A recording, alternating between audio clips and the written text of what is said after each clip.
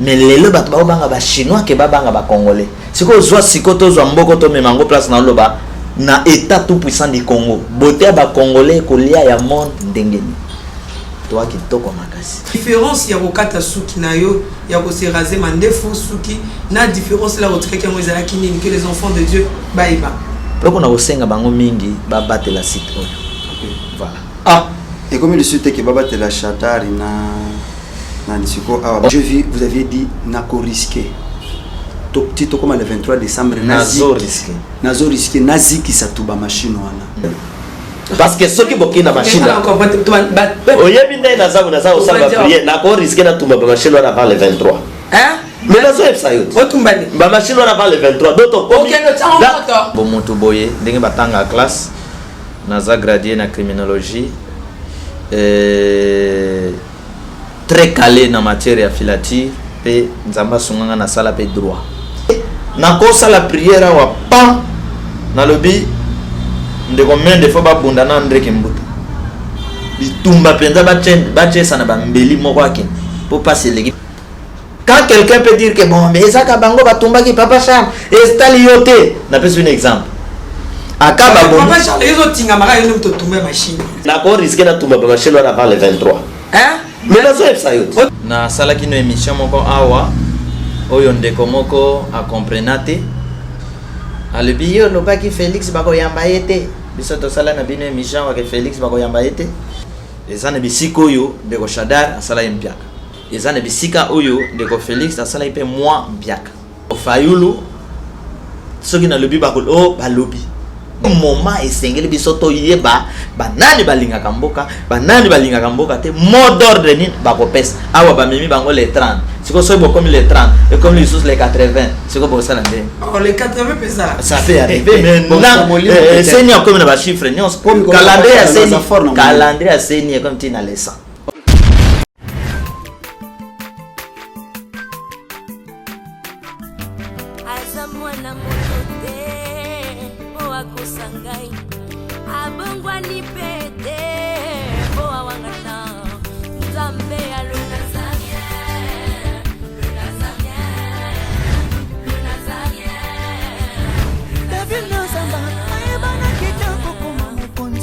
La démission est belée, pour ça donc félicitations. 5 ans déjà, Eza est belé les Nazaréens parce que avoir une structure et tenir ne fût-ce que 3 mois, il n'y a pas en bas. Eza li pendant moi en bâté. Moi, ce que je vous demanderais, enfin ce que je souhaiterais, Eza que Bokine Lissous.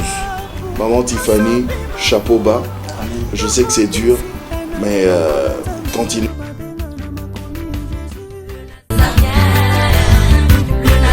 Pas responsable, nous sommes les Nazaréens, que nous sommes ensemble.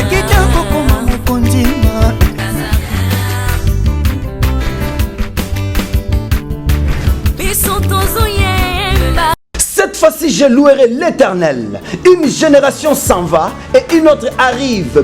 Bien-aimés dans le Seigneur, le son des cloches vient de sonner pour éclairer le monde à l'intérêt des saluts des âmes. Hey, hey, hey.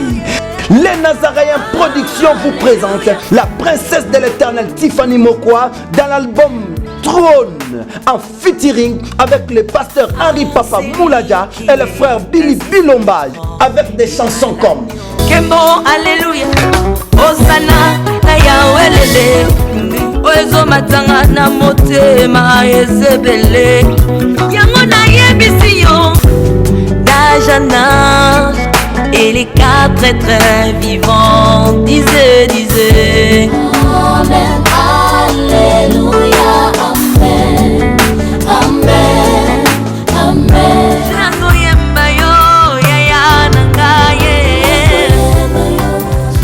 Yozali Isolo nanga ya tango pasi ya. Procurez-vous massivement de cette œuvre à travers les plateformes de vente et de téléchargement telles que Les Nazaréens TV, Amazon, iTunes, YouTube et autres. Hey, hey, hey. Les DVD et les CD sont déjà disponibles. Une seule adresse au numéro 112 de l'avenue Songololo, croisement Prince Kassavubu, dans la commune de Kinshasa. Seule référence, Grand Marché Somba Zigida. Pour tout contact, que El Shaddai vous bénisse. Où irons-nous? C'est toi la parole de vie, c'est toi la source intarissable. Ajoutant encore, au travers de cette émission, que ces livres de la loi ne s'éloignent point de ta bouche. Médite-les jour et nuit. C'est là que tu vas prospérer. Dans tout ce que tu feras dans ta vie, dans tout ce que tu feras, dans tout ce que tu toucheras, tu auras du succès, tu auras la grâce, tu auras la bénédiction dans tout ce que tu feras. Amis fidèles téléspectateurs, Bandeko Balandi, à Magazine Abisso Table Sainte, la seule émission qui est mise à votre profit pour, n'est-ce pas, vous édifier encore, nous édifier en général, puisque plus nous le faisons, plus de votre côté aussi vous êtes édifiés. Un sujet qui est, une émission pardon, qui est mise à votre profit pour traiter des questions très pertinentes, des questions liées à la parole de Dieu. Maintenant, Mikolo, Tokomiko Salasiko, Tokomiko Salasiko, deux poids, deux mesures. Simbi Mo Cannabis, puisque c'est l'art de gérer les cités.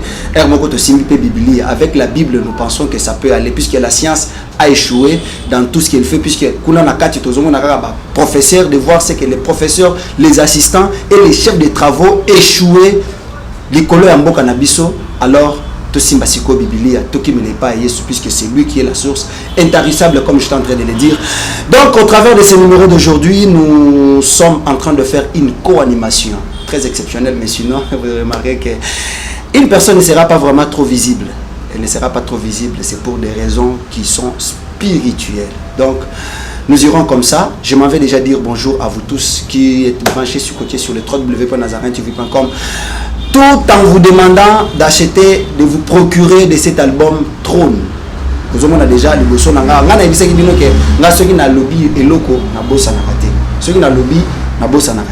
Donc, les DVD et les CD sont déjà disponibles. Appelez-nous via plus 243 89 68 38 025. Nous sommes avec Maman Tiffany Moko sur ce plateau, à qui je dis shalom. Shalom, shalom. Maman Tiffany, comment vous allez? Tout est grâce. La santé, ça va, par la grâce de Dieu, on est là. Je vois apparemment la voix pareille. Comment vous faites? Ça va rendre ceux qui osent le voix, ils ont un peu moins zika. Si vous osez ma voix, ils font mais il y a des comment vous faites? C'est Dieu. Hein? Comprenez que c'est sa particularité justement pour les téléspectateurs hein, et au travers aussi des on est là, on présente tout d'abord les excuses parce que on est sur ces plateaux Dieu y a raison, on va quand même voir, il y a raison un peu spirituelle et aussi technique, hein, dans le respect, surtout je suis là comme Habakkuk dit que je suis toujours à mon poste pour servir Dieu. Donc l'important ce n'est pas de voir la sœur Tiffany, mais plutôt de voir l'agneau. Parce que Jean a dit, montrez-nous l'agneau qui ôte le péché. Voici l'agneau qui ôte le péché, c'est Jésus. À travers cette émission, l'invité spécial c'est Papa Charles Lowe. C'est avec lui nous allons essayer un peu d'éclaircir à la lumière, à la parole aussi sur l'actualité. Balanza mais va comprendre. Mais je m'excuse encore une fois de plus pour la visibilité jusqu'à un nouvel ordre, jusqu'à ce que le Seigneur va me permettre encore autoriser na moni sensuel longinara parce que ça moi discipline objet to pesara pour ba mona la précédente process mais pour na ba résultat makambo ba mona ke salema et c'est vraiment cause na scène na coulisses et lorsque le Seigneur parle fait ça on obéit et puis ba mbuma na ngwe mona na misala Maman Tiffany komo bunda ebi ko komo bunda na Maman Nathalie Moussi, Maman Tiffany comment Robunda. Toko tano na technique. Donc bitumba ya adoration. Oh ya betu ya zongi si bon a habité. Place à la régie et on se retrouve tout juste après avec notre invité. C'est parti. Cette fois-ci, je louerai l'Éternel. Une génération s'en va et une autre arrive. Bien-aimés dans le Seigneur, le son des cloches vient de sonner pour éclairer le monde à l'intérêt des saluts des âmes. Hey, hey, hey. Les Nazaréens Productions vous présentent la princesse de l'Éternel Tiffany Mokwa dans l'album Trône en featuring avec le pasteur Henri Papa Mouladia et le frère Billy Bilomba avec des chansons comme Kembo, Alléluia, Hosanna, Yahweh, oezo matanga na motema ezebele yango nayebisi yo d'âge en âge et les quatre êtres vivants disait Amen, Alléluia, Amen, Amen, Amen.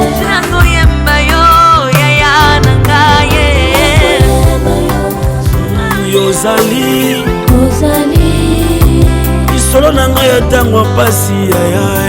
Procurez-vous massivement de cette œuvre à travers les plateformes de vente et de téléchargement telles que Les Nazaréens TV, Amazon, iTunes, YouTube et autres. Les DVD et les CD sont déjà disponibles. Une seule adresse. Au numéro 112 de l'avenue Songololo, croisement Prince Kassavubu, dans la commune de Kinshasa. Seule référence, Grand Marché Somba Zigida. Pour tout contact, que El Shaddai vous bénisse. Voilà, merci beaucoup. Alain Kakala, derrière la machine là-bas, je vois en régie finale. Je vois aussi Yves Bolofa derrière la caméra. Je vois Maman Mariam Piame à la coordination de cette émission. Si quoi régie finale, c'est Maman Tiffany Mokwa, bien que vous ayez voir mais elle est héros dans l'ombre. Si quoi Alini, c'est quoi Kokisakaka, héros dans l'ombre, voix Ezobima. Mais ça les Osalema. Mais pour la remonter, c'est des DVD qui sont déjà là. Appelez-nous au plus 243 89 68 38 025. Ce que Bengi Bisso, attention au commune à WhatsApp, ça la commande na yo Noël yango dans quelques jours. Il qu'on a panda. Donc lorsque mina sema que bapendo yango na batoto ya France, il qu'on a encore augmenté bateau. Bantu banakatalaka. Adechika ke tout mambo ile tout. Déjà 15. Ya ye mo eza te kazuyo. C'est que bateau France ba gagner na bango déjà na minute. Mais les États-Unis azali kolo pour États-Unis atindi ba vidéo bande quoi Belgique pe ba bandaki. OK. Mais ceux qui veulent recevoir procurer l'album Trône n'a qu'à appeler sur le numéro. Oui, hein, plus 243 89 68 38 025. Donc si vous nous appelez, nous serons toujours là à votre profit pour vous. Mais sinon, laissez-moi vous dire, Maman Tiffany, l'actualité reste dominée par les reports des élections. Comme tout le monde est stupéfait à travers le monde, hein, surtout ceux qui sont ici à Kinshasa et tous nos frères et sœurs qui sont à l'extérieur. Ils ont été stupéfaits du fait que la CENI vient de reporter encore les élections. Je pense que c'est ça d'ailleurs le noyau de débat qui se pose dans notre pays actuellement. Au moins, je communique à 11-11. Bon, je pense que les enfants de Dieu sont un peu impatients d'écouter Papa Charles. Là, si on peut déjà les saluer, il est là. Je le vois tout beau là. Aujourd'hui, il est toujours beau. Ah non, aujourd'hui, mais il y a une différence. Shalom, Papa Charles. Shalom, c'est l'homme le plus beau de la planète. Ah bon? Oui, pour le moment. Il faut y avec votre coiffure là, quand même. Oui, Omoni Nzambaza Kitoko. Bakomi Jésus était sans beauté ni éclat. OK. Mais est-ce que ça y a solo Christ Azalai Kitoko te? Est-ce que ça y a solo te? Christ Azalai Kitoko makasi. Mon frère Yomoko, il faut omiyeba omisala. Ce qui fait que bato ba misali lelo bisonyo to komi kwa adore bango. Zo penza ndeko chinois. OK. Bazwa yo. Beauté ya chinois pa nangé kota combien de fois. Oh. Mais lelo bato ba banga ba chinois ke ba banga ba congolais. Siko zo sikoto zo mboko to memango place na loba na état tout puissant du Congo. Beauté ba congolais ko lia ya monde ndengeni. Toi qui toko makasi. Papa Charles Lo, liloba moko na balandi ya Les Nazaréens TV. Oh bayoka openza mwa kala. Nzambe ya vengeance a venger bango apambola bango nazane sengo ya kozala awa po balanda biso lisusu. Eloko na kosenga bango mingi babatela site oyo. Voilà. Ah, et comme le site qui babatela chatari na nisiko awa omoni babatela site. Biloko nyonso ya malamu babatela yango. Tangu tozoleka na ba site bazolanda biso babatela ba chaîne oyo. Lelo na Kinshasa biso ba oyo message ezali makabo ezali biloko akopesa ebele poto tombola mboka mais okoleka te poza na mbongo te na chaîne ya télévision koleka te même na chaîne ya ba pasteur campagne eleka député eleka wa koboma mboka bacha na bango kacha américain eleka théâtre eleka mais tokenda na bisika na toluka espace ata ya 10 minutes $250. Alors tant ba site eza koyamba biso boy na bolingwa nzambe pona ko teya peuple congolais babima na mateya ya kala beta na gauche beta na droite vengeance alo ba beti koto zongi si koto nyonso po équilibre eza ba batela ba chaîne. Papa, mais bango na télé consulte ba yo que la bango marocain, ils doivent payer des taxes. C'est pourquoi ba taxe rapé ba émission. Non, ils vont catch américain tant ba chaka na futa. C'est ça le problème. Golbert a kobunda na yebi chaîne moko ya ba chrétien, ya ba chrétien ezala kawana. Golbert ba banda ba dimina mikolo. Ba coach Golbert abando bunda banda 6h 14h. En Nigeria n'en parlons pas. Merci beaucoup Papa Charles Lolo. Je vous rappelle encore une fois que nous sommes avec Maman Tiffany sur ce plateau, la princesse, la vôtre. Maman Tiffany, comme on dit Papa Charles Lolo, bien rasé et sa barbe qui n'est plus. Et donc Elongi Peza et comment on n'a évité impression les années bon là c'est ce que j'ai remarqué. Non, je voudrais commencer ma question dans l'entrée de jeu déjà. Ma question serait basée par rapport à sa main. Si on a complété notre Papa Charles Lolo à lobby parce que ici dans les Nazaréens c'est la famille. Ok. Vous voyez, c'est très important ce qu'il a dit. Bande ko battre la chaîne na biso. Battre la chaîne la chaîne na Papa Charles Lolo, la chaîne na les Nazaréens les hommes de Dieu passent gratuitement sans pour autant payer un franc. Mais na mawasoka yo kel bibande ko na bo mela secret, bo mela coca. Nous le disons ouvertement. Je suis allé, j'étais étonné à évoquer ma chaîne, il y a un chrétien, il y a un pasteur. Ici, je suis allé pour laisser l'album. Na Top Congo, je cite les noms. Arrivé na Top Congo, Papa Charles Lolo, je prends l'album pour déposer. Na Top Congo, ba ebi singai, awa to futi sama mwanzambete. Ba chrétien ba futa. Soki o nyo soto zali na go. Au pays to futi sa œuvre de Dieu te. Nenga pe fonake. Photo sepela ndeka kana nzembo ya nzambo sala ngo kitoko. Soki eza na qualité ya bien. Nyonso yo moni kotikela nzambe pour na musala avancer tu les donnes mais na kei na ba chaîne na ya ba pasteur ba taxer ngai on a aucun décès sans moins sans plus siko ba dipro na bango bazala pe ba chrétien to bazala aucun décès evo na na moza ya nzambe conseil kuna aucun décès donc c'était juste ça bo batela ba site oyo to lokate to bomango na songi na bilobela lobela ozo sala po bomango entre temps musala les océans Papa Charles Lolo Nathalie directement pour natunayo lorsqu'un homme de Dieu un serviteur un roi azo sala geste et tout ezala ka compter ba acte na et tout ezala ka compter o tikela ki biso suki ebele ezala ki compter lorsqu'on s'est rasé ezala pe compter différence ya kokata suki na yo ya ko s'est rasé mandefu suki na différence là o tikela ki ezala ki nini que les enfants de Dieu baïba. Premièrement, Papa Charles Azali montre la transformation. C'est-à-dire que maman moko benga lobi Papa Charles ozande très jeune boye. Litumbozo pundo ozande mwana moke boye. C'est-à-dire suki nanga na tika kango pona kolinga yango. Nzamba pesa motelo kwa mabete. Na linga suki nanga na sepela kanango nde na tika kayango. Et na tika kisuki tour oyo pour comment dans 2 semaines so ina yao so na lobi na yela usuki wana quantité zala ki mande fois na komona ngo dans 2 semaines so lobi na ya nango komona omoni Papa Charles wana alors na bando bunda vraiment bitumba moko ezala ki très important Maman Tiffany soki pêcheur ake na fleuve ko lukambisi akendaka te na teni ya fête ce qui peut médecin azokende coopérer moto akendaka te na teni ya ba mécanicien ce qui peut mécanicien azokende ko bongisa mituka akendaka te na veste ministre pe soki akena place azwaka bambongo wana ya mboka akendaka pe te na teni ya ba cuisinier c'est-à-dire chaque chose ezalaka na likambo na yango après tant na yoki mongongo elobi ke bitumbe sili bongama sikoyo nde omoni na senga kindea. Deuxièmement, pour na ko répondre pe bande ko mosusu oyo babanda ki ko traiter nga na ndenge na bango mosusu ko finga na ndenge na bango ndeko yaba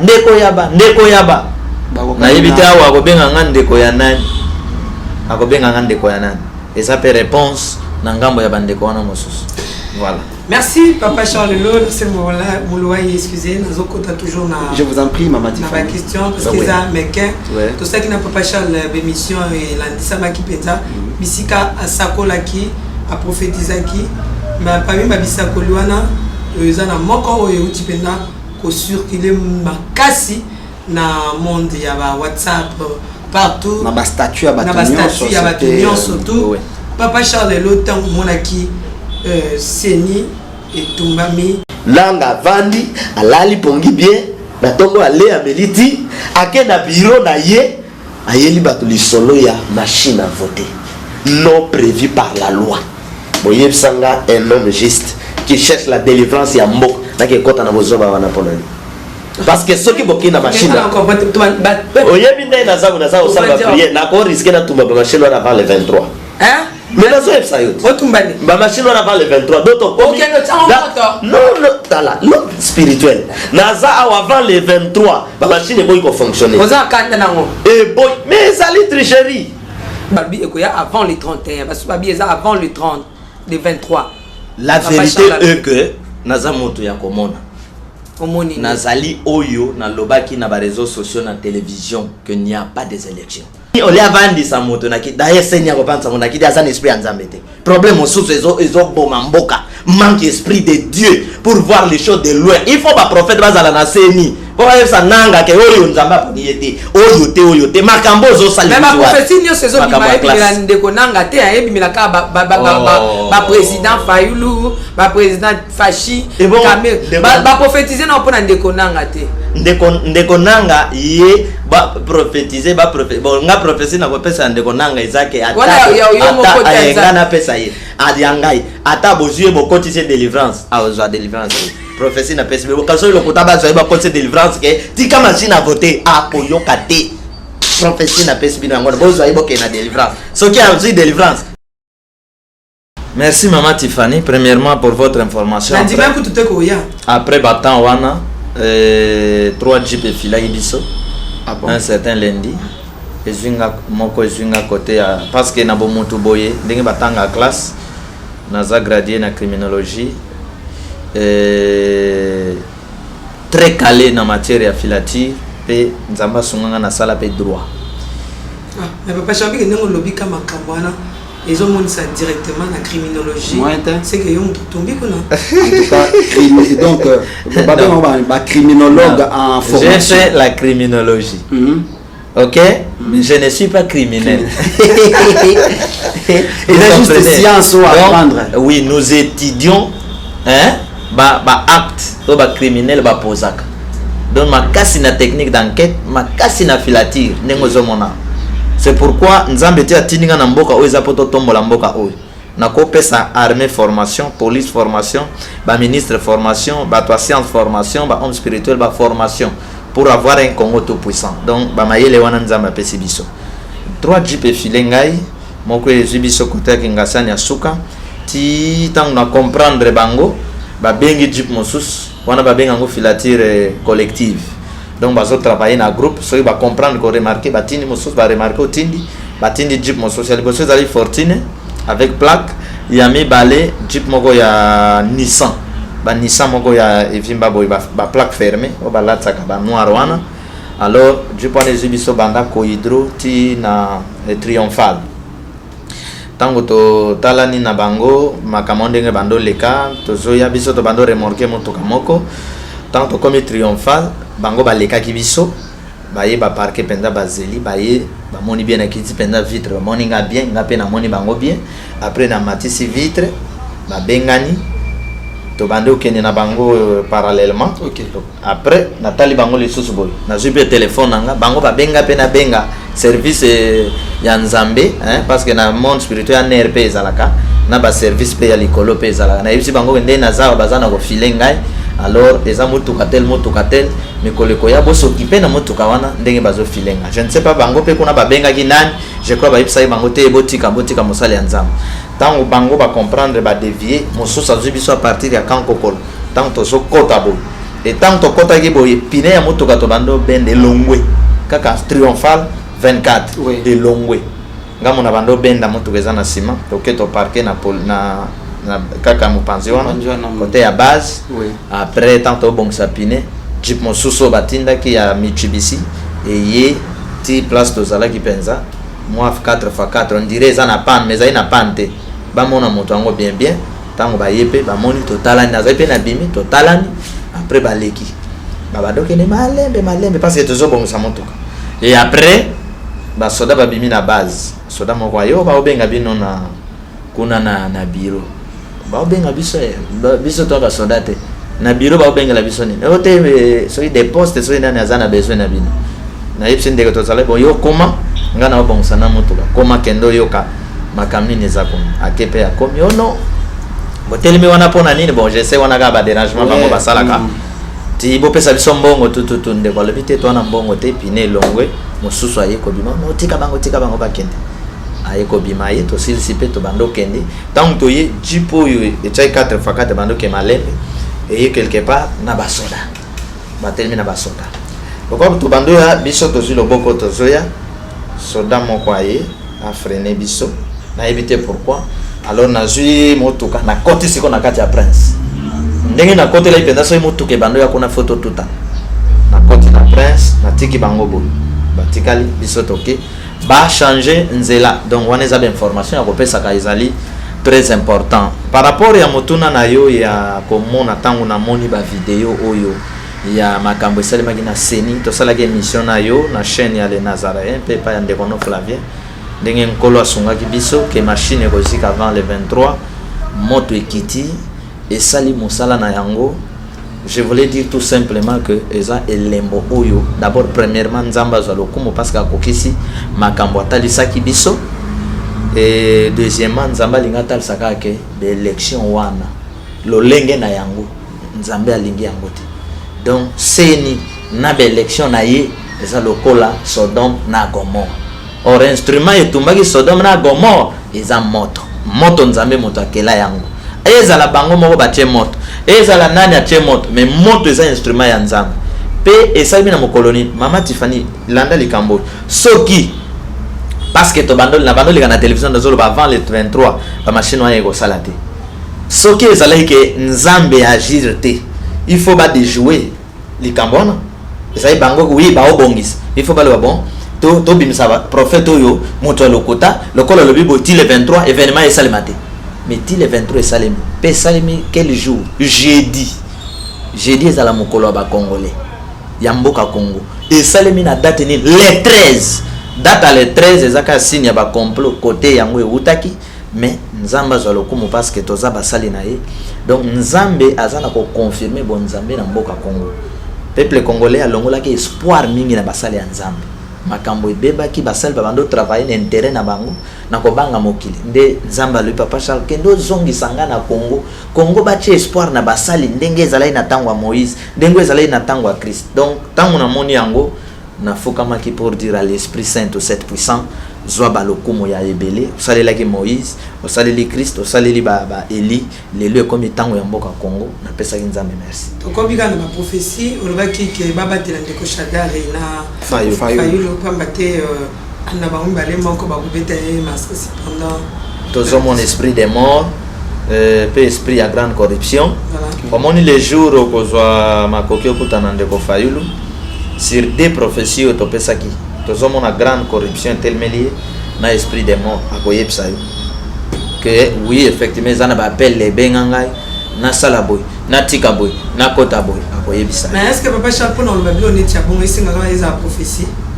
atala bon moto on est naturel non corruption eza na naturel est-ce que yebi que kolia pe eza naturel kolia ka kolia eza naturel mais koya pe bache biloko voix ilobi kolia te nyonso eza naturel mais ba discipline ya nzambe ezali na jeune prophète nzambe yebiseni kende kolia te siko so jeune prophète aya lobi nzambe alobi na lia te bino bolobi te ezaka naturel okoboya pe kolia. C'est-à-dire que ça se passe à Wanasena Moy, comme mon alikam. En plus, maman, nani alobaki yango. Eza naturel. Bon, si on nani alobaki fail ninga ke wana ba koluka ba bomayo, nani alobaki. Donc les choses na mokili eza naturel mais eza likambo ya mongongo. tango Christ azoloba ke si ma mikolo misato na kosekwa pesa naturel c'est quand le bien oh bakoloba oh mais même dans Ancien Testament oh bato ba c'est quoi qui est-ce que il y a sur l'Ancien Testament mais quoi Élisée tamba ke ko la bato bakoloba oh mais dans Ancien Testament ba c'est quoi qui est naturel.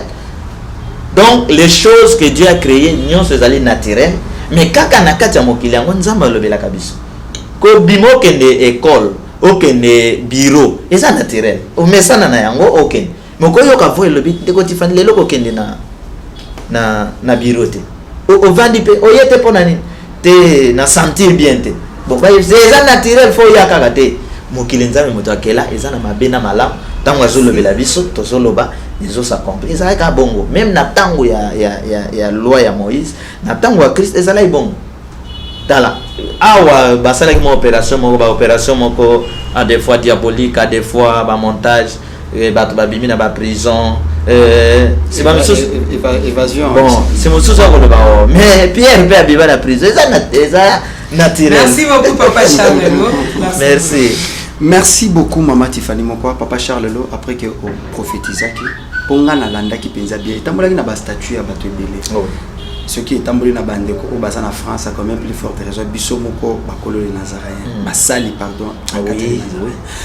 Je vis vous aviez dit nako risqué tito comme le 23 décembre nazo risqué nazi qui satuba machine wana avant le 23 même pas 2 semaines machine a voté ziki yo moko okoloba awa que ba meki ko tenter yo cependant que bato ba mekaki un peu ko lobebele est-ce que ekoki kozala te na misu pe ya molimo oyebi bato bazikisi machine wana ou bien ekozala na esprit no kaka ya molimo lobi élection ndenge na lobaki ko salema te ale nazikisa ka ba machine wana na lobaki na ma sœur ne bandeli ya vidéo wana tango lobi question moko na yo ki eloko emati donc question de pesaki okanda yango de pesa kanda te il apparemment eloko emati OK kanda te mati Fanny c'est vraiment ngana yo penda na yo kela yo kanda te na yo eloko emati pasi ya souffrance ya Congo pasi ya clique wana ezali ko bongisa lisu mabe pona ba congolais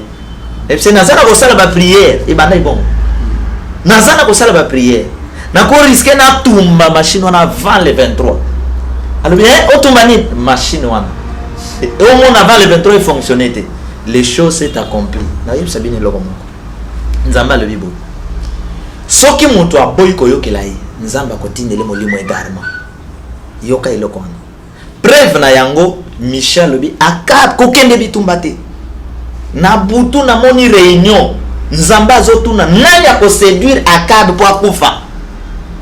C'est-à-dire les hommes spirituels bazalaka na capacité na kosa la prière wa pa na lobi ndeko mende fo ba bunda na ndreke mbutu bitumba penza ba chesa na ba mbeli moko akini pour passer legi par exemple les prophéties hein wana exemple OK mais koko ça m'appelle exemple exemple OK pa na sali prière na lancer na larguer ba yepeka réunion moko bo incompréhension. C'est-à-dire prière na nzambe eza na makoki et kotika na kati ya bato wana ba monter pe makanti moko boyike to kosala mais nzambe moto akotika na bango. Quand quelqu'un peut dire que bon mais eza ka bango batumba ki Papa Charles et stalioté na pese un exemple akaba bon Papa Charles ezo tinga mara yo to tumba machine c'est ça pendant que ba longo ba luka ba longo na kati ya likambo wana c'est ça d'ailleurs lingi likambo yo. Donc le monde spirituel a décidé nzambe soki likambe yela nzambe bakanga nzambe bachena bolo nzambe mutu atumbi nzambe. Alors na pesi bin exemple ya Akab abomi Nabot seni sei bato bakufa ki boni na comportement ya sei na 2006 seni na 2011 combien de Congolais bakufi. Seni c'est un instrument qui tue les Congolais d'une manière d'une autre na comportement na ya kotambwisa makambo. Donc Seni azali les sources indépendantes te azana parti na ye na bato na ye na tango boy na tango tolobaki le 23 élection ko zalate aye ko bimela bina FC bino o le 30 donc ba croya ka na ye bakroyaka na ye makambazolo beza solo bavanda bandimelaka ye te bato babondimela ye je ne sais pas. nalingaki na poser question par rapport à ce que papa Charles là uti koloba. Papa Charles l'autre yebi que seni ezali organe moko indépendante et ezalaka kaka chapeauté par un religieux selon la forme mais pas selon les fonds. Non, tout le bel quand même na sens kasi on a le na ajouter ka na sens exact clair. Seni organe indépendant et aussi chapeauté ou dirigé ou guidé par un religieux. Si ce n'est pas un pasteur, c'est un prêtre catholique.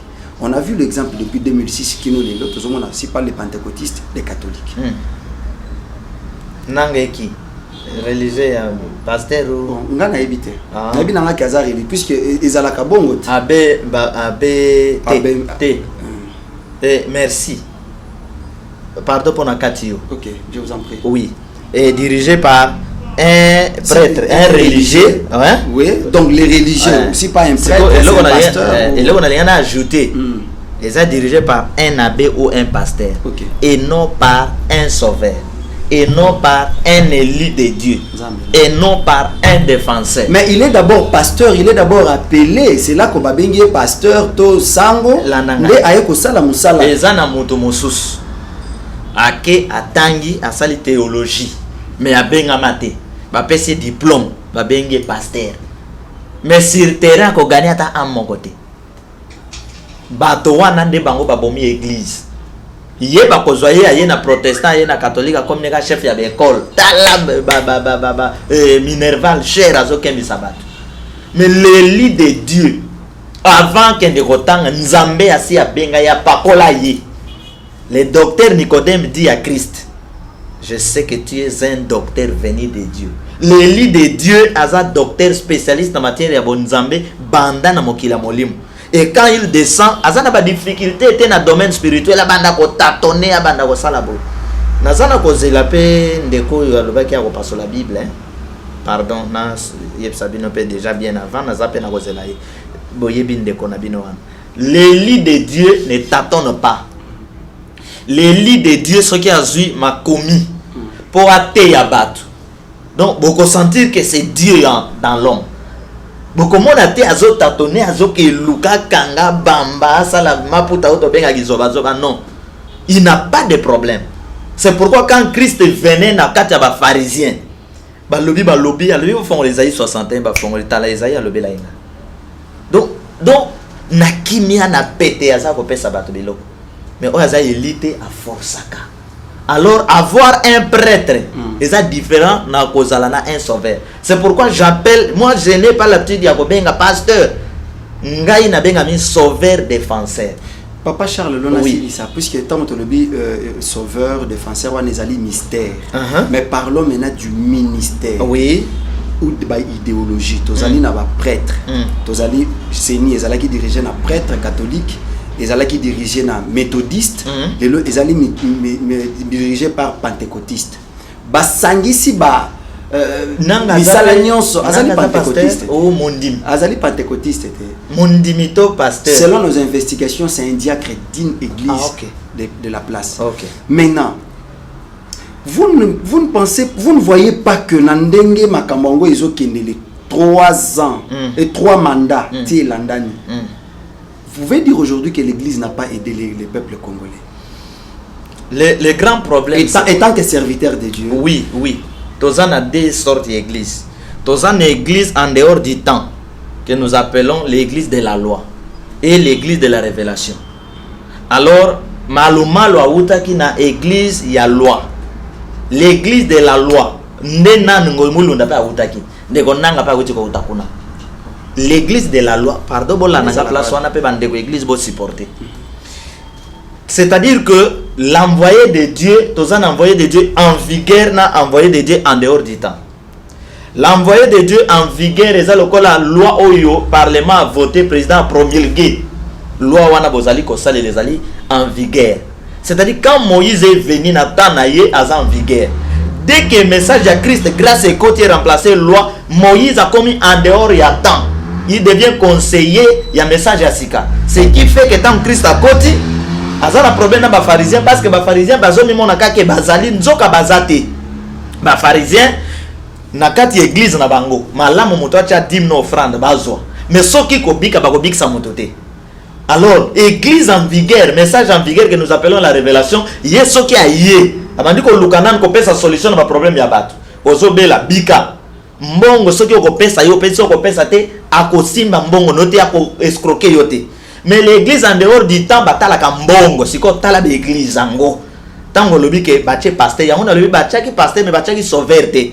Sauveur c'est un révélateur, l'homme du temps, tandis que un pasteur ndenge uti kotanga na seni et bazali bato ya loi en dehors du temps et ces gens travaillent l'intérêt ya mbongo ya kobanga bato pona ko satisfaire ba grand selon bango et non pour la crainte de Dieu. Différence yango wana bozwi nan sauveur te po akamba isika wana esika wana fo ba sauveur sauveur abanga kate sauveur akondima corruption te sauveur akozala fanatique ya mokonzi moko boyete sauveur soki ozwi etambwisa makambo apesi bino ba condition groupe oyo ngambo na ngambo boko respecter boy to kotambola boy soki aza na besoin mbongo akosenga corruption te akoyebisa bino na mosala nazosala bo déposer lenga mbongo autant lifuti nangeza na kati na ya bato nanga me ya corruption bo komi bona proclamation pan Papa Charles Motazu Papa Charles Mama Tiffany nazosilisa na moi voler nanga ba question bolimbisi ngala lingi otala kara na nos caméras oui. Puisque ça peut arriver aux alliés prophètes. Je pense que ce genre des émissions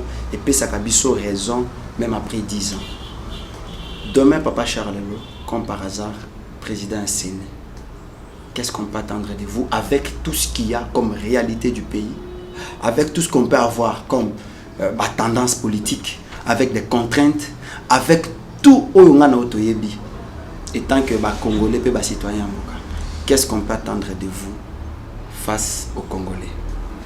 Papa Charles comme président, il y a Séni. Papa Charles il a toujours kolobata moké pour appeler sa réponse. Na le lenge il y a bakonzi. Net ba o ebiso tozana bango awa. Na ko poser déjà ba question. D'abord, je vais prier Dieu. Deuxièmement, na ko poser ba condition pour nazala président ya Séni.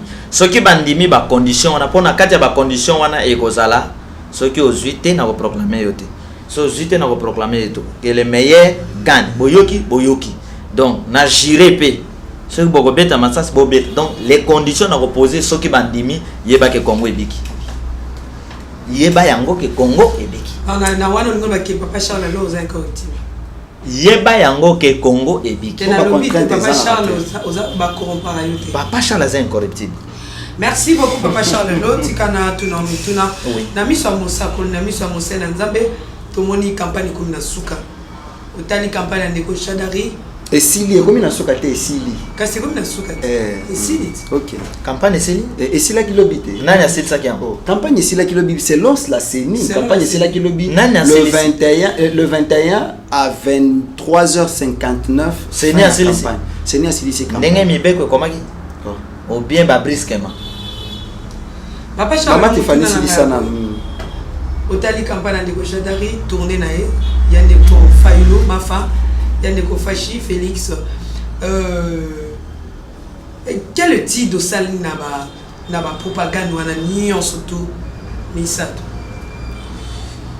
ndeko nangai franchement parlant bandeko bango misato bazali mibali na sala kino émission moko awa oyo ndeko moko a comprenate alobi yo lobaki Félix bako yamba yete biso to sala na bino émission wa ke Félix bako yamba yete na pesa ki exemple ya manga ya kopola manga soki ozwi manga okitisi banzinzi bakoya na pesa exemple ke na mboka oso vita na imana bazobeta match donc na équipe moko ya libanda équipe wana asepela na ipo ba congolais bakozala na ngambo ya bato wana na répondaki ma sœur ndeko moko fanatique ya ndeko nanga Félix oh pasteur yo lobaki bo ndeko nangai bandeko baza mibali bango nyonso babundi bitumba ya élection na bango ya lokuta ezana bisika oyo Shadar akendaki bayambiye ezana bisika oyo ndeko Shadar asala impiaka ezana bisika oyo ndeko Félix aleki bayambiye ezana bisika oyo ndeko Félix asala ipe moi mpiaka balanda ka ba terme bien c'est une question il faut que je puisse très bien répondre pour biso to za fanatique ya motuté na lanjo ko lobete ndeko shada akenda ki bisika musuba ya mbaki Salim Piaka ezana bisika Salim Piaka peza Piaka secte Piaka siko Félix moi Piaka siko Fayulu ndeko Félix ezana bisika bayambaki kitoko ezana bisika oyo asalaki moi Piaka ndeko Fayulu soki na lobi bakolo balobi ndeko Fayulu de ce côté là bato alamuka c'est très bien préparé campagne na bango vraiment les cas qui na ndenge sengili ce qui fait même que esali ko banga na seni na FCC do moni ndenge bakata campagne bakeko kanga bango kuna na maloko ke Papa Charles Lo pardon bona ni bozo kangisa seni na FCC pendant que FCC est une plateforme électorale seni est un organe où ils sont censés être indépendante ils sont censés organiser ba élection bozo mona teke bozo funda FCC na makambo oyo politique ezalité oyo balobaka na moi politique eza oyo ebombana nde politique nde konangai na 2006 CI azalai na ngambo ya nani commission électorale indépendante okobanda ko proclamer ba élection na kati ya char de commande ngeni pona makamni po manduki ya bino nyonso ya bino na char olukani po o proclamer fo babetela yo maboko na 2011 Joseph Kabila lobi je reconnais que les élections zali na ba irrégularité nani en tête pasteur yo tanja wa ke papa pasteur po babik samoki bango ba proclamer ba élection ndenge nini etant ba proclamer élection ezala ka ndenge nini fo bato moke ba sepela to bato ebele autant mboke zu mokonzi fo bato ebele ba sepela moke kaka ba sepela te ezala ka bongo na ville Kinshasa wa elekela ki biso ndenge nini ba o ba bando sepela na banda na bato ya nini na banda bazo sepela na banda char de combat ezokita ezomata seni atalisa biso déjà dans la position na ye makambo oyo seni faut condamner biloko oyo nyonso police asali na nzoto ya lamuka non opposé nga botuna bato balinga vérité te soki botuninga question ya A bozela na loba A esika ya B na loba B non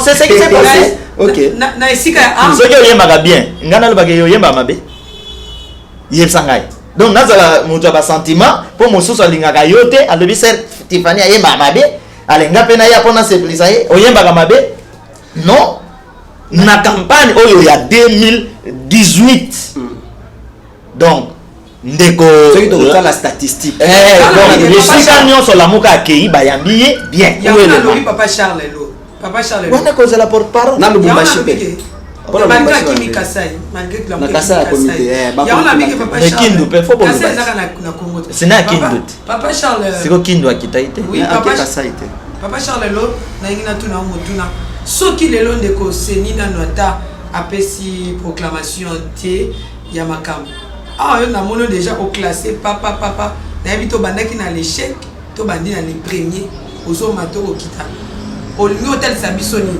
la mukanda bimi premier botuninga motuna mais mutuna mo classé omoni Papa Charles makambo ye nango na mboka Kongo ne etel na ye eza ekeseni makasi bande kwa lamuka félicitations ekeseni makasi etel ya Papa Charles biso to yete ko banga moto seplisamo je dis vérité tant ndeko Félix akiti na Kasai ebele ya bato ba mona ite siko soki na lobi ke bayambaki kitoko na meminga siko soki na lobi na ngambo ya Fayulu ke Fayulu bisika batamboli bayambi bango malamu eza problème Shader na lobi esika Shader akei bayambi eza na bisika pe leka kiboy eza vérité soki to lobi ke tangu na Kindu ndeko akendaki te na ba raison ba boyi akita eza na ba audio moko eleka kiawo soki to lobi wana vérité bolingi yango te donc ata na classe première azalaka dernier bazala. Merci beaucoup Papa Charles Lo nazali na moi mutuna moko mais ngana linga mikolo na linga ko réfléchir saka à haute voix ni tété ça mais le bakati makama campagne oté oh oui mais ya monte dans ngina tunat étant que homme spirituel mais tous on a puisque au sali criminologie après au sali droit au moins une idée sur makambozo le kanamboka oki ko pesa pe avina yango na pesi ko tunanda kisake lobby Papa Charles Lo président ya CENI qu'est-ce qu'on peut attendre de lui. Lopiko. Et ça là qui moi question na tunaki. Mais na lingi ko na tuna awa.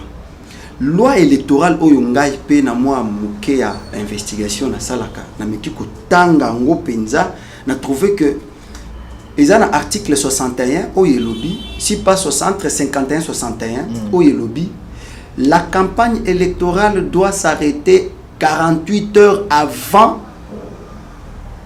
le fichier électoral, avant les élections. C'est-à-dire à 2 jours avant l'élection. Bon. Maintenant qu'il y a eu report, il y a élection à 1 semaine ou 7 jours. On arrête la campagne électorale déjà à 9 jours. Donc à 9 jours, donc mon collègue va arrêter la campagne qui note comme les 30, il faut 9 jours. Après 9 jours, on est tout salement.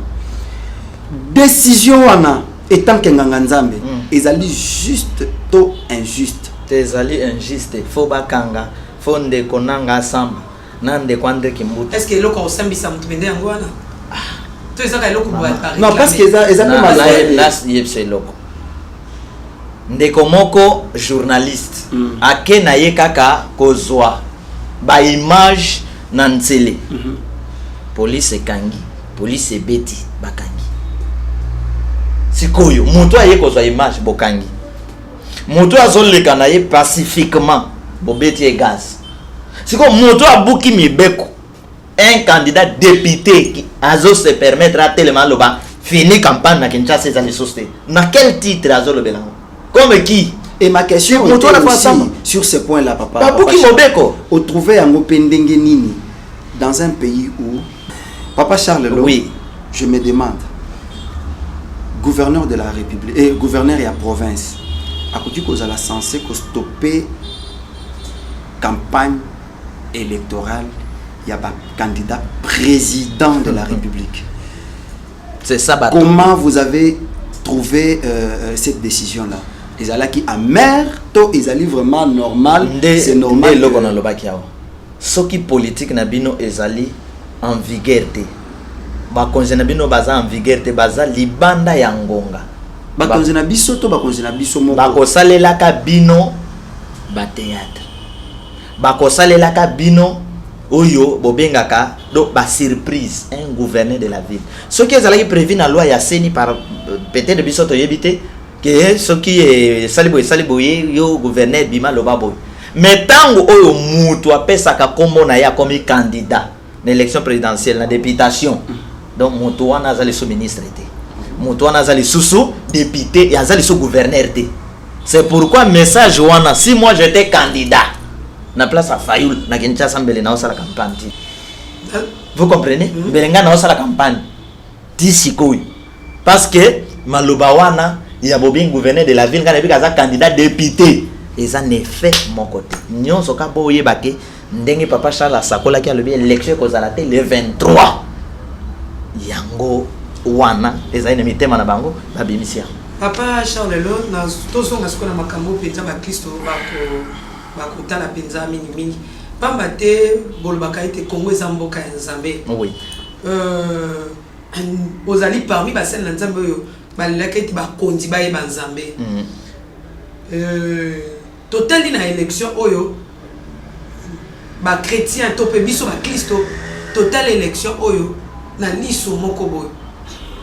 Donc remarquez que spiritualité est comptée. Na kati ya campagne to moni lo lenge ba kondi ba reconnaître Nzambe. Oyo PC c'est mon ami tema ya ba na kati ya campagne. Pendant campagne ba kondi ba reconnaître Nzambe. Totali la présence ya première dame maman livre oyo atalisi bonene ya Nzambe pona sambelela.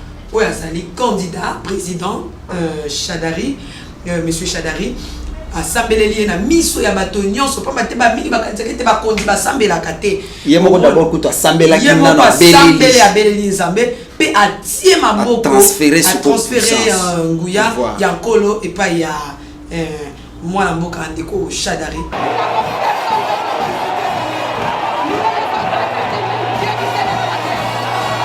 Et souka kiwana te totali na ngambo mosusu wana na kati ya campagne ou avant campagne na kati ya campagne chaki loboko na kati ya campagne oui na habité bandeko soki image ezali oui peut-être maman santa que Pardon, question na faiblesse. S'il vous plaît. Papa Charles, pardon, c'est sa question.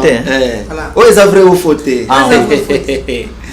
Toye lisusu na ngamba ndeko Fayulu ma fande bazo bengaye. Ye to mona ke bisika yonso o ya kitaki na aéroport abandaki bobele ko ngumba mabolongo na ena se kotombola maboko na mibale likolo. Wana pezali elembo ya ko reconnaître nguya ya likolo o eleki banguya nyonso tout. Mais moi pas ces alliés en passant akoma ke sika moko batiaki nzembo ya ndeko Kofi abinaki malgré toi abeli la kinzambe na aéroport mais akataki wana ekendeka na ngambo na compte culture. Voilà.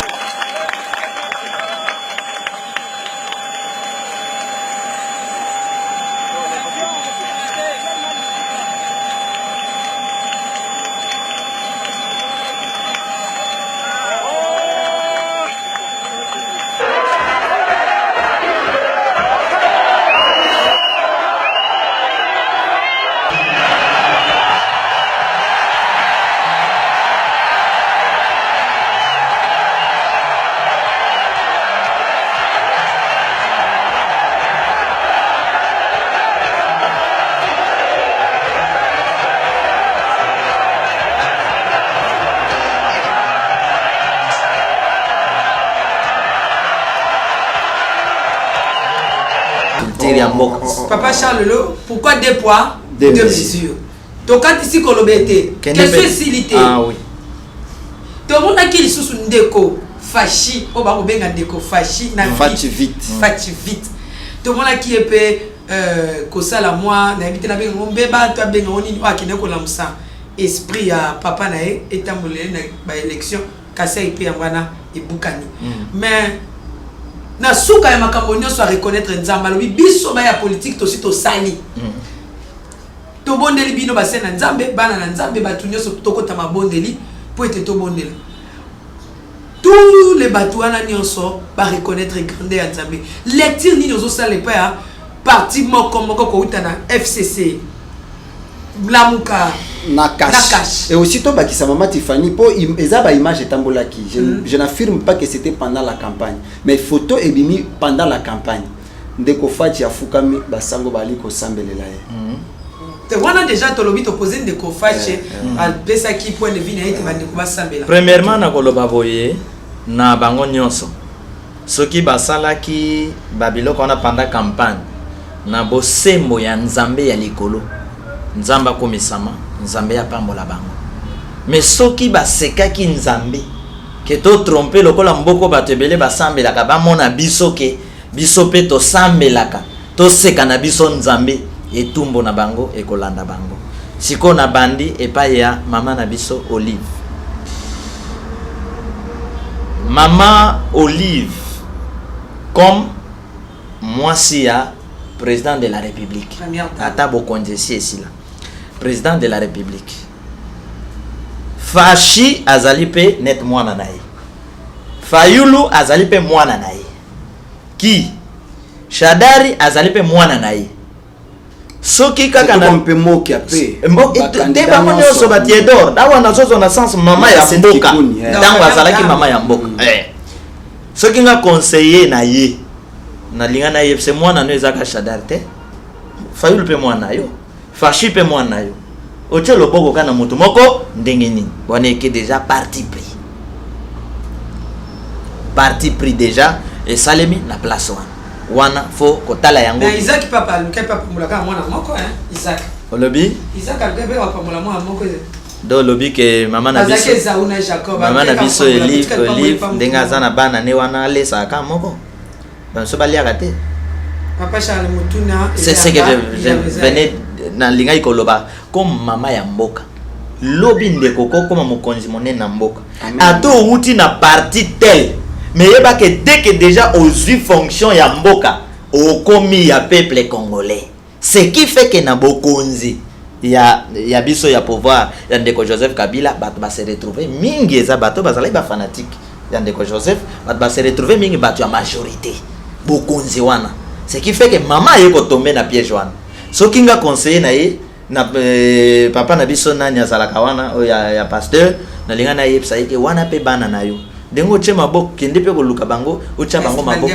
malamu baboya ça yeso alobini so ke sika baboyi ko ba yambi yote popolo makolo oleki maman donc c'est ça et loko na linga ikoloba alors na lansaki appel oyo tangu na lobby na message prophétique que ndeko Shadar na ndeko Fayulu bakozala tenter na l'esprit des morts bazala protéger na lobaki boye na ngambo ndeko Fayulu ko bima na bango nyonso basambela kanzambe avant ba bima ata na kati avion ata na kati ya motoka donc ceux qui basali eloko wana gloire au Seigneur ceux qui ndeko fashipe bande kona biso basango bayaki babondeli pona ye gloire au Seigneur ezola kisake bazali ko banga ke na mboka oyo nzambe azali mais problème nanga ezali sikoyo de ne pas ko tromper battre que tozana nzambe mais kuna bozo sala makambo sus tant de konanga le bia wake ba reporter d'élection de konanga mocliste bande ko position ba cliste position ni bande ko position ba zui na komona théâtre wana po nanga pesa iba to assurance que le 23 bokita bo mata biso tozola tolbi élection kozala te alobi e kozala balobi ba machine ate eziki élection e kozala bokoma 23 ndeko nanga boki mebeko sikoyo bo opposant wana balobi nini nde moment esengeli biso to yeba banani balingaka mboka te mot d'ordre nini bakopesa awa bamemi bango les 30 siko so bokomi les 30 et comme les sous les 80 siko bosala nde les 80 pesa ça fait arriver mais seigneur comme na ba chiffre nyons calendrier à seigneur comme tina les 100. Mais je vous dis la vérité. Papa Charles, tout ce qu'elle a fait la première dame. Oui. Boyo, Azali, la maman de maman à surtout la République démocratique du Congo. Ceux qui atteignent le point Oyo, Ezali Penza, Kobala, Nate, Namoto, comme Mokondi, Yua Ekolo, Lokola, Congo, Ezali République, Monene, atteignent le point à Monique Balanité. Ceux qui a mis si en Wezama B. Par exemple, alobi ete basus ba ko postuler ba ko kamambo kame basi na bango bazali stable conjugal to bandina no basi na bango bazali ba congolais te le quoi moi c'est un ndeko Mafa Martin Fayulu moi c'est na azali camerounaise bon oui ali congolaise te ndeko na bon pardon s'il vous plaît tozo ke boye bakapé ndeko chale moi c'est aza congolaise mituna eza biso merci bien eza kaka boyo atali côté musu nanga mususu étant maman alors te poto batela pe ekolo esengeli moto akokamba mboka esengeli foyer na eza stable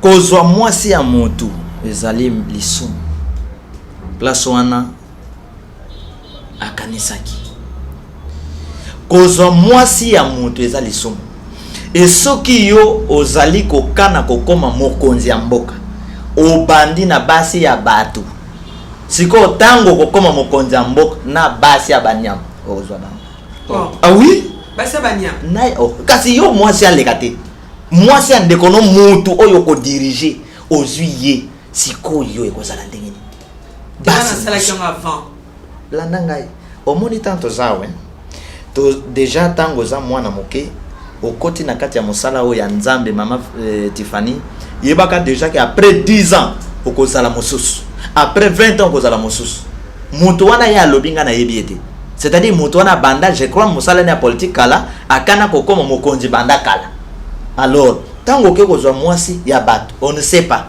peut-être mwasi akabana kisa mwasi akabana ina mobali na ye ba ke kozwa mobile wana problème ezate mais lokola balobi mwasi ya mutu ozwi mwasi ya mutu mobile ya modèle wana to ko voter c'est la malédiction na kati ya mboka na so epsayo parce que mutu wana tanga kozwa ngbende yango bozolo ba ngbende na basoda basi ya ba garde na ye ba kokoma yayi basi ba petit frère na ye ba kokoma yayi kuna vraiment na ko condamner ba comportement wana donc pesi maman livraison mais koyeba mwasi yango ifazala ezala bali nani légalement omoni ezana biloko mosusu soki abalaki omoni ezana biloko mosusu il faut éviter omoni ndeko na biso Weranson na pesa bien exemple ndeko JB azali camarade na ye moninga na ye ya foot mais on m'a appris que mokolo moko babengi Weranson mais bino mo bomona polémique na bango wa lokola bato bayoka na kate il paraît babenge ke yako beta musique na événement moko ezali awo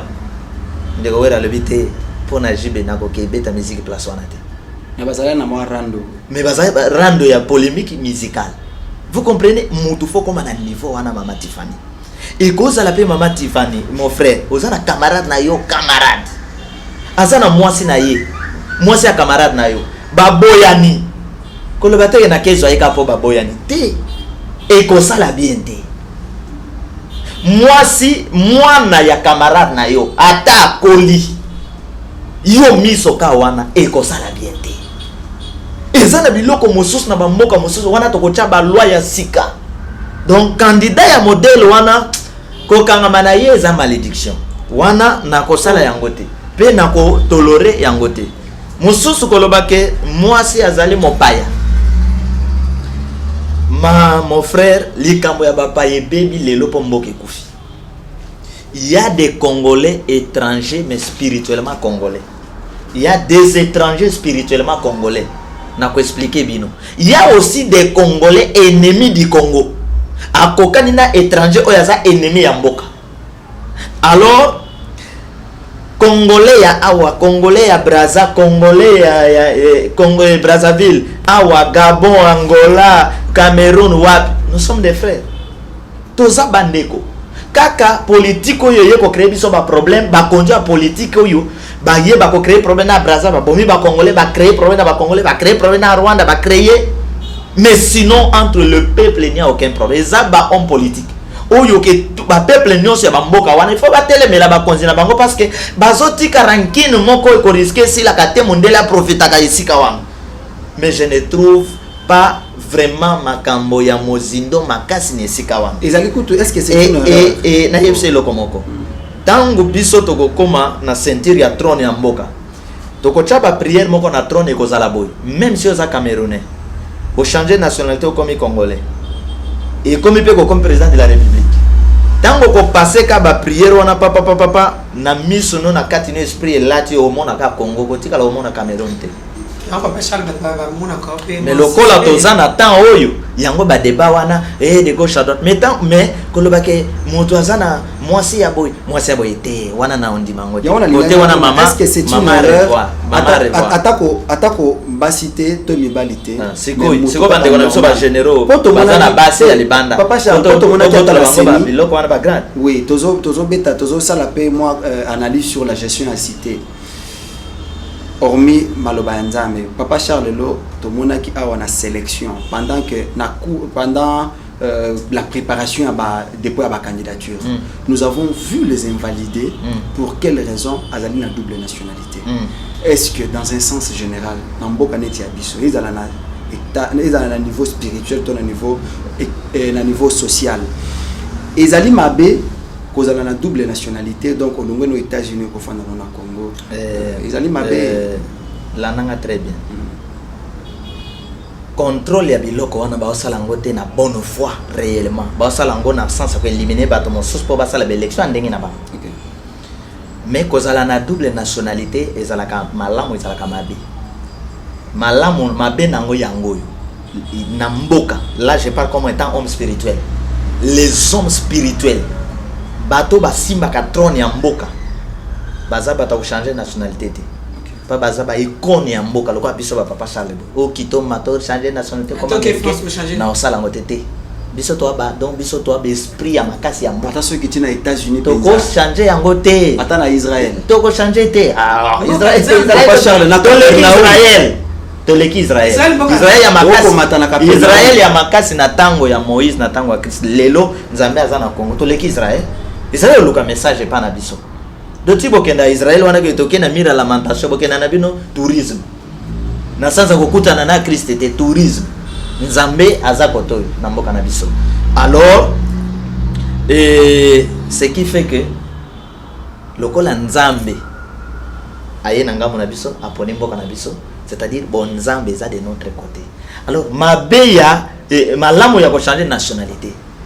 bande ko bele ba changer nationalité te popo sana ye ba circonstance ya besika bakei koto ba nuire mboka mutu ana zokende soki azongi papa na yazala mutu wa Mobutu bakoma koluka na bana bima komie lobi mutu akosala mabe ye wana ko sibi ba politique tata na yo moto azalaki mo avancer soki asala mabe ba komo landa na ban tango kende ko ne bo pesa nationalité pona zonge pana biso pasi ya mboke changer ke ba kende ko changer ba nationalité mais tant moto na za congolais ata changer nationalité il est congolais.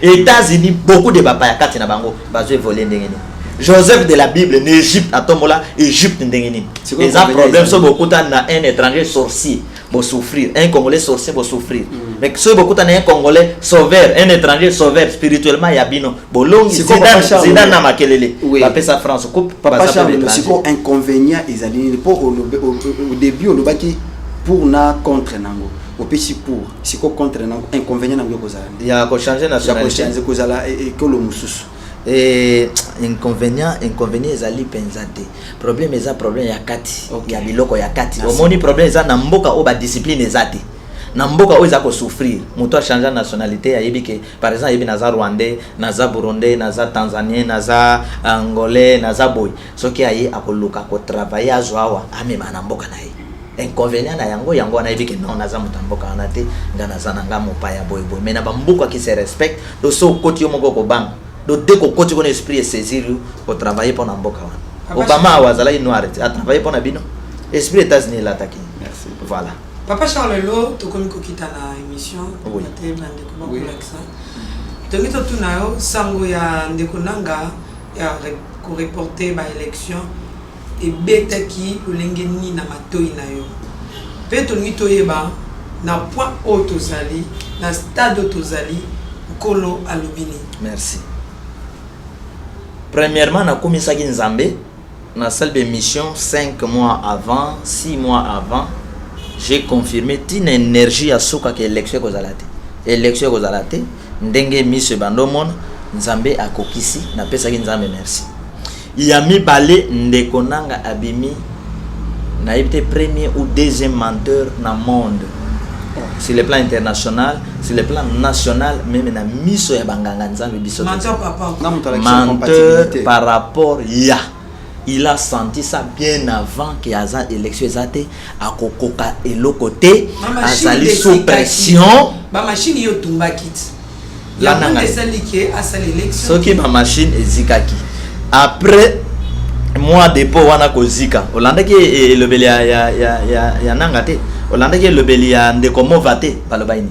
Balobia atako eziki élection ko sali.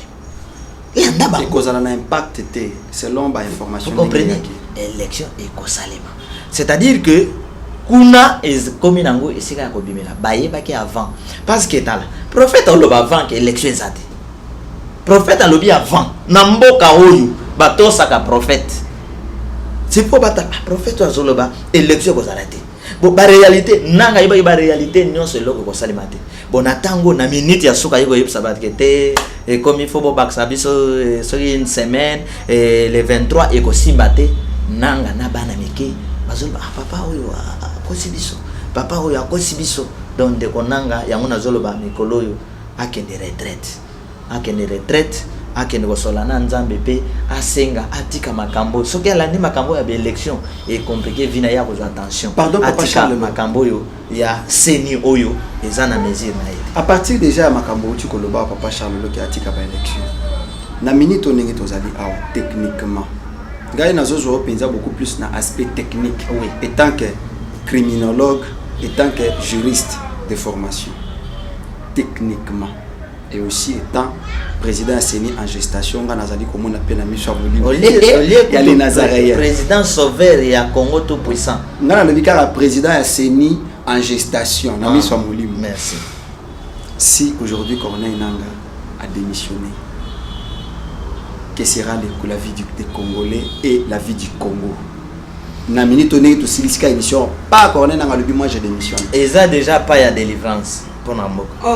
Oh mais le système ne va pas changer parce que Batonio c'est la majorité et la FCC et la Muka et la banane banane surtout balobi ils ont besoin il y a alternance et ça les et ça pas ya délivrance donc de konanga ceux qui a démissionné et ça pas délivrance techniquement ça pas ya délivrance communauté qui élection au salé manambo côté ba continue biso ta na 2040 c'est un exemple bazwango te na ndenga mabe OK ndeko moko na mboka oyo babengaki Django azali assassin akoma pasteur tango azali assassin aboma bato tango Django akutana na Yesu atiki nzela wana oui ou non eza délivrance oui ou non bato alingi aboma bako vivre na baélection ya ndeko nanga na bakarte aza nango na préparation oyo alobi ke bapesa une semaine wana azwi formule ya sika oyo ya sika ya kotricher comme il faut pour abimisa moto oyo aza na kati ya agenda caché na ye formule wana sikoyo pa ndeko nanga tiki ka mbala moko monteke eza ndambo apa ya délivrance. Merci beaucoup Papa Charles Lo tokomi na suka manaka na biso Mama Tiffany ozali na 3 minutes na question sondage malgré pas. Merci beaucoup. Vrai ou faux? Naolia bakiti na ba mesa. Atanya ukondoko. Namona yo. Nachayo na mwamba. La minute on a 4 pena katikata saga fufu. Oui. Allô, est-ce que tu bonjour? Boni. Et l'autre côté, et puis qu'il y a mon bureau à travailler tes micros. Donc dès que tu as un galère na niveau 0. Tout ça là boy. Moi il naza mbongo vraiment mingité. Mais nazo tchela bino moi mkio naza nango na agence moko boy Nazareta. Caritas c'est du sérieux. Oh. Maman comment des bongo donc yo pesa au fouti mbongo pour na partir à poto biso to ya to jibilo. Na bengi ya Scotty. Agence moi ifongami comme nango Nazareta. Na kufie. Agence lisusu. Ndeke sansu mulongo kuna. Pona zela susu. Pona eza mamba mulongo te. Yesi afuti mbongo kuna partir à poto, biso tozoke ko récupérer biloko oli. Tika boyeko. Yiso mona makamba bongo na monte. Bat papesi mbongo kuna biloko ko récupérer biloko oli na agence. Ezalaka. Mais yango ibandi. Maman. Leki nanga yebisi ngai mena ndimite. Na lingi na mona ki mona beso. Poli kamba boye. Na monde na ne salamate. Mama yebisa ngai. Bapesi mbongo kuna biso to récupérer biloko kolia awa. Ya solo boutique Nazareta ezali boutique où ezali à distribution ya produits alimentaires. Nasali poto sunga bandeko oyo même ba oyo bazana na peu de ressources comme la poété bandeko bazana niveau Kinshasa même avec un petit rien. Donc à partir à $10, $15. Donc si vous avez un bon côté, nous devons nous apporter au sungayo à ozuga biloko kolia. Eh maman Nazareta nzamba pambola ya bakise mikole belé awa na sena mokili. Et bongo awa tozawa poto yeba adresse awa. La boutique Nazareta est ici à Kubungate, toza sur avenue Monkoto numéro 1, direction Elengesa. Face à face na église catholique Saint-Vincent. Direction Elengesa, Monkoto numéro 1, à face de l'église catholique. Saint-Vincent d'école. Bon numéro de téléphone, vous avez monté déjà, vous avez nango, vous avez 3 numéros pour Paris, vous avez un numéro pour la Suisse, vous avez un numéro pour la Suisse. Non. Nazareta.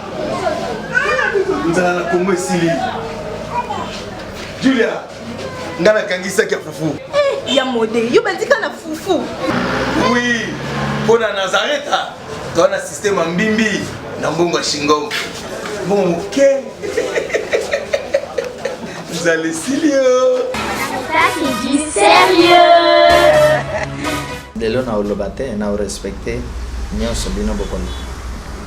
C'est que moi biko respecter. Andimi na kaka défaite. Na lobby na ko respecter o nyonso bokoni. Chaque jour ezana makambo na. Na olobate kaka oui. Bandeko. Boyoki bino moko ndenge Papa Charles a négocié na ngai. Ezaka loba négociation ya Genève. Oh, ya Nairobi te. Genève. Ezapeka lokola donc ndeko Martin na Vital na qui tu sais que di bazo kana kalate. Donc noko. Te na lobi pardon. Alobika ezaka négociation. Ngana tunika na Nairobi. Kasi ezapele. Eza lokola ya Genève. Ezapele mbo bande kwa ni Nairobi. Na Genève bayo. Ya azika ya Genève, ya Nairobi ya Yuri. Te bayo. Soki na lobi ya office à papa lobi. Et ça, moi, niance, moi, c'est de comprendre. Ah, ok, merci. Pe o rassurer ngai ndenge loko ande ko nanga rassurer ki biso tamba il y aura pas report ta machine ezika ki oui na question après na ko report ko zalate vraiment bande ko bala ok j'ai ma report ko zalate tolérer report na ko tolérer te na banza bande ko bilo moko bolandi ndenge négociation pe na assurance au chala sende ko kankana ya Genève na ne konanga vrai ou faux papa Charles tali kaka caméra vrai ou faux awa maman Olive la première dame atela kinde ko Shadari maboko po ete apesa ye nguya persambele lipona ye apesi pe croix mamutu akangi bandeko basepela ndenge akomi na pouvoir déjà. Vrai ou faux? Faux.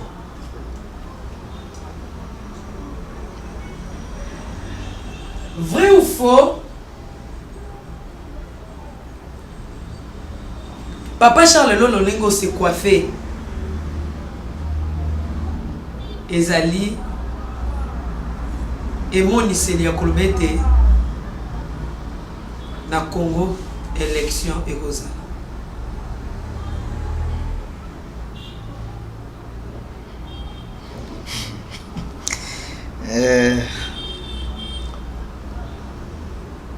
Faux.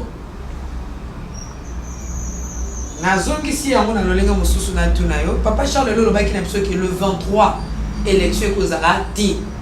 Mais ndeko nanga a poussi à l'objet qu'il pleuve, qu'il neige le 30 décembre élection ekozala. Vrai ou faux, le 30 décembre 2018 élection ekozala ti.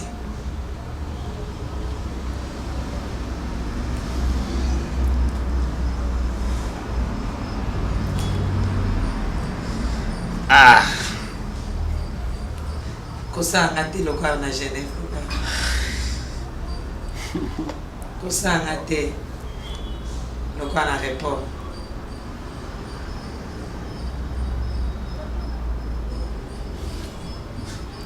Non, Papa Charles Lolo, franchement, stylo est dans moi sika. Wanezali, aucune bonne réponse. Mais oyé bien. Ah, on a vrai ou faux, aucune bonne réponse aux orangotés. Vrai ou faux, le 30 décembre, élection aux Alati. Ça va ta boule.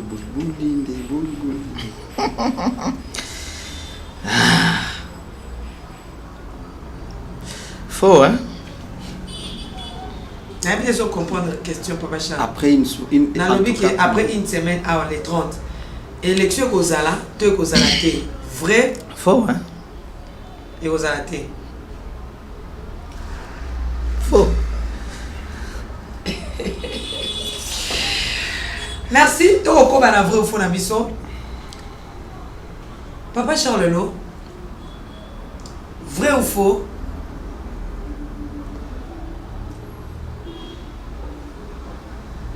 Opposition, il y a Genève, l'opposition il y a Nairobi. Bako sangana kate pour basipili sa peuple congolais.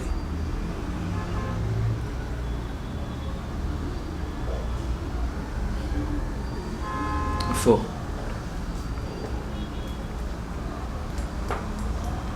Merci.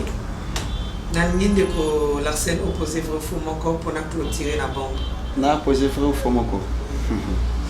Merci beaucoup maman Tiffany. Ako pesa biso moi je bawana ezali idéologique. Papa Charles Lolo. Vrai ou faux? Non mais on se prétend on a autour vrai ou faux t'as la caméra. Oui. Vrai ou faux? Martin Fayoul, Corneille Nanga et Bandekwa FCC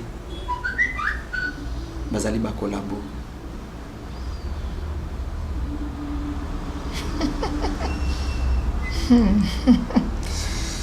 Ah.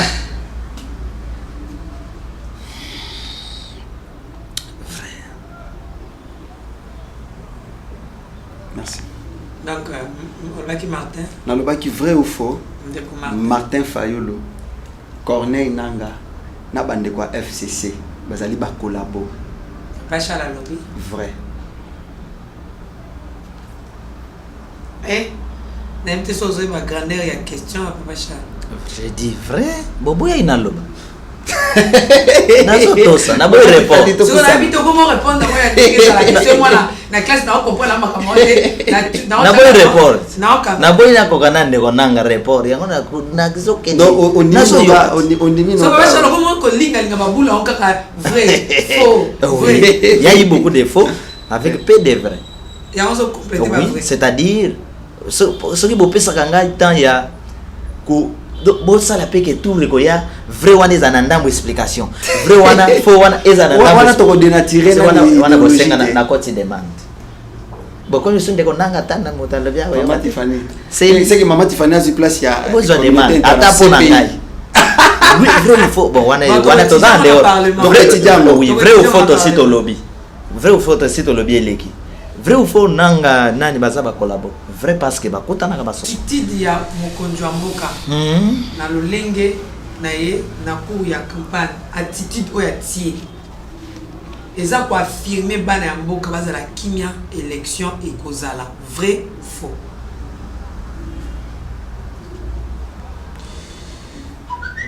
Je dis faux hein. Mon caisse, je dis faux. Merci beaucoup, Larsen Moulouaï. Merci beaucoup, Maman Tiffany, Papa Charles Lo, Tondio, en tout cas, Mingi, le fait que vous avez participé au Ndimi Invitation Nabiso, Namukola Lelo, Ndimi Ango.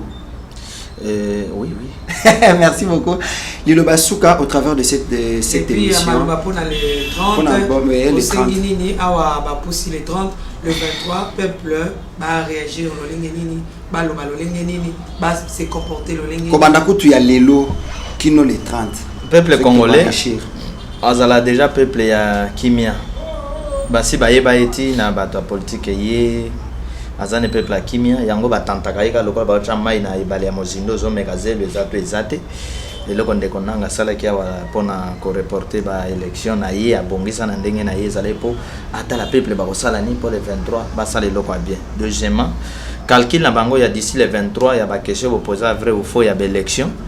Ezali calcul ya le 23, c'est-à-dire ezana biloko balinga ba bouleverser ba calcul pendant campagne alors de konanga bongami po asalango bien boken le 23 a imposé motunaye na ba calcul nga déjà na sokola ki maboko na likambo etal ba élection na loba ba élection ezati les 7 jours qui restent na maboko nzambe de konanga oyo ya zosala asa makambo ya d'ici les 30 élection les 30 nga kuna etalingati wana ndenge na bango mais d'ici les 30 biloko ba préparer ezakaka ba bongisa bisiko ba mona calcul beba ina terrain ba bongisa ndenge ni ba kosala élection ngana sina boya parce que les élections que nous cherchons ya kopona mutu oyo nzambe pe ya poni pomboka e bon le reste des élections tant no boya ngweza ba élection c'est certain tricherie des élections te so bolo bibo ke ba élection ya tricherie mutu oyo bato balingi yete nzamba lingi yete toke na tricherie et pananga ezaba élection te nzambe a pambola peuple congolais nzambe ayeba pena ko batela bino nzambe azana ba surprise na ye ti tozoki na suka ya mbula oyo toko vivre ba miracle toko vivre ba surprise 2019 nazana ko benga ngo eza ne moko ya cri de joie pour na peuple congolais d'une manière d'une autre nzambe a agir d'une manière d'une autre. Papa Charles Azali na 00243 89 83 77 536 ou bien au tali payé na Vengeance TV YouTube na biso Nzambe apamola bino ma certificat. Merci beaucoup Papa Charles, Maman Tiffany. Merci à vous pour l'invitation, l'émission. Merci. Tout ça on a toujours tout seul Nzambe mais dans le secret donc bien que mon est dima comme à Bakoko on a passé en France vraiment la big salutation Nzambe apamola bino parce que vous avez consommé album moyo. Papa Charles Lotte. Papa Charles, on ressemble à nani. Aïe, na Maman Tiffany bisanga na bosana. yango mikolo eleki ba CD o bobongiselaki ndeko ben te mais osomeli déjà nani te kasi toza bando ozela yo osala commande te bato lelo bosunganga na biki papa Charles oyo yananga bokende bopesa bango landa il faut sombela bango landa eloko na oloba ok ozwi CD okei ndeko nanga yayo yango onote azwi oui ndeko ben oui ndeko fayulu oui ndeko fachi tolobaki na ndeko vital kamel soki opesi bango nde ozonge pa mama tosola bon on est allé piège te tolobaki babenga tosololaki ke olobaki bango basala émission babenga opesa bango donc oyo topesa ye ezolakisa déjà elemo oyo aza na posa nango abengi voilà donc soki fayulu asombi yango mbala moko le 30 aleki na nalobi prier asomba te bapesa abosani pesa ye zongela ngai ok est-ce que olandi eloko wana nazo comprendre yo pesa ye nazokende otikela ya Andre Kimbuta lendi na bureau na kabisa ya Andre Kimbuta na otikela ona otikela Corneille nanga siko mama Tiffany bongamo tinda équipe mususu baki otikela batne kwa cash tika vraiment comment otika oui ngana sina ju déjà engagement o mi balé Corneille nanga na Andre Kimbuta siko etika le bande kwa cash bango peke ya album alumbe lumbe abanyal pe ko ya kola merci beaucoup c'était papa Charles maman Tiffany vous n'aviez pas terminé. Non, je disais qu'on est là, nous servons Dieu dans la coulisse pour servir Dieu. Comme les gens cherchent ma végétarien, parfois c'est déjà procuré au salon bien. Donc, en Belgique, moi déjà des gens qui sont sonnés. Vraiment, on est psychique à la princesse pas biso ba maman na ba panzana bazalaka bazali en étroué ba soki na kosa na solo que France na pendo yango iko na panda. Donc je vous aime tous, Canada, Suisse, Texas. Mon maman Thérèse vient en Suisse avec maman Tiffany. Vraiment tinde la ba image, tinde la ba CD ba DVD. Depuis Suisse, vraiment, à Genève. Encore ba carton sous les côté en France ou à l'Ozarana. Bande go ya mbamba de diaspora. Donc ba ko ba numéro na ba émission exali ko ya. Bande ko ya partout même na Kinshasa, partout ici ka bozali. Boyoka ki badezaki trône. Mais je pense que Nabishi déjà maman qui Bubunda qui featuring na peut-être Bubunda qui te adora Kinza. Featuring ya maman Tiffany na papa Henri Boulage. Merci, je les aime. Bonne année, bonne fête, mère, on va quand on me déjà. Bonne année, mère, on va na bandegonion surtout. Bonne fête donc Bamboula et l'amour. Mikolo ezoya ya malamu. Ngana kopesa bonne année kaka ta on a ba vidéo. Na bandeko Nana Musibu. Nana Musibu. Na bandeko Nana Musibu. Na le Besili. Bandeko papa nanga mon père, papa Wani depuis Belgique, na maman Betty. Bandeko nanga nyo surtout baleki nangai maman Betty pe na Issa, na bisika zali maman David États-Unis. Maman Betty. Maman Nima di pe na États-Unis. Tantine Ekab. Nekab allez union surtout bisika bozali. To pesibino ba big citation. Maman Thérèse le coffre na Suisse. Papa Biak. Ba meilleur vœu papa Biak na Suisse. Merci beaucoup Maman Tiffany, merci à toi derrière la caméra. Je vois les vieux Fayulu. Il y a ceux qui sont dans la journaliste, caméraman, ceux qui ont touché Martin Fayulu Boswani. Yves Bolofa, je te salue aussi. Merci également à la régie finale qu'on a, je vois Alain Kakala à la coordination. Maman Mariam Piamé à la supervision. Je vois Maman Tiffany Mokwa. Donc nous irons comme ça. C'est la voix de votre humble serviteur. Moi, je suis Moussala. Qui m'a reconnu dans la bande qu'on a vu, botin de la kaka vidéo. Landa, Madame Tiffany, Landa trône na YouTube, Landa na le Nazaréen TV, Landa on a iTunes, Landa on a Amazon, Landa on a TubeCorn. Kuna okomi Tiffany Moko, la princesse de l'Éternel. Si on a la princesse Mabé, la princesse de l'Éternel. Pour risquer comme la princesse il y a Mutumuro Boy, non. La princesse de l'Éternel, ça fera quand même du bien. Donc, au commis Tiffany Moko, la princesse de l'éternel trône. Donc, là, au Kozoa, album, mingi, moi je vous demande déjà aussi longtemps que DVD n'a pas CD commis déjà opérationnel. Bengabiso na plus 243 89 68 38 025. Ce que Bengabiso, ce que j'ai Moko Mama Tiffany, au Kozoa, Alain Kakal, au Kozoa, Tangai. tokoyebisa yo ndenge nini okosala mpona kozwa DVD na CD. Mais ngai naza na posa bosombela ngai peko bosombela pe fils à papa ba mama e Noël yango bosombela pe fils à papa ta CD na ba DVD bosombela nga pe commande bande kunanga Madagascar Belgique bande kuna biso Texas pour na France na ko bouger le soutien bien que maman Karine Mwanake saza kuna na ko bouger na nga le soutien maman Tiffany asi akangi déjà masolo na France. Donc bande ko France boti kanga pété bosombela nga pe ata bande ko États-Unis bosombela biso pe ba DVD, ça nous fera quand même du bien. En tout cas, moi je dis déjà merci à vous tous et toutes qui étiez branchés sur le www.nazareantv.com. Nous serons toujours là dans la vidéo nabino puisqu'il a le 25, déjà le 24 et Koyinda a un plateau, vous me verrez déjà là très bien habillé en train de danser avec les enfants et que vous allez paix en live. Là, ils ont déjà demandé dans la salle de la maman Tiffany directement toko salango en live toko pina trône et ça sera une gloire pour le Seigneur. Que Dieu vous bénisse, on se retrouve au prochain numéro. Ciao ciao. Naolia bakiti na ba mesa. Ah. Atanya ukondoko. Na mona yo. Na chayo na mwamba. La minute on a 4 pena katikata saga fufu. Oui. Allô, est-ce que tu bonjour. Boni. Et l'autre côté, et puis qu'il y a mon bureau à travailler tes micros. Donc dès que ça on a galère na niveau 0. Tout ça la boy. Moi naza na mbongo vraiment mingi te. Mais nazo tchela bino moi mukio naza nango na agence moko boye Nazareta. Caritas c'est du sérieux. Oh. Maman, comment est bon donc yo pesa au fouti mbongo kuna partir à poto biso to ya to jibilo. Na bengi ya Scotty. Agence moi ifongami comme nango Nazareta. Na kuvie. Agence lisusu. Ndeke sansu mulongo kuna. Pour cela susu. Kuna eza mamba mulongo te. Yesi afuti mbongo kuna partir à poto biso tozoke ko récupérer biloko oli. Ah tika boyeko. Yiso mona makamba bongo na monte. Bat papa si mbongo kuna biloko récupérer biloko oli na agence. Ezalaka. Mais yango ibandi. Maman. Leki nanga yebisi ngai mena ndimite. Na lingi na mona ki mona beso. Poli kamba boye. Na monte na ne salamate. Maman yebisa ngai.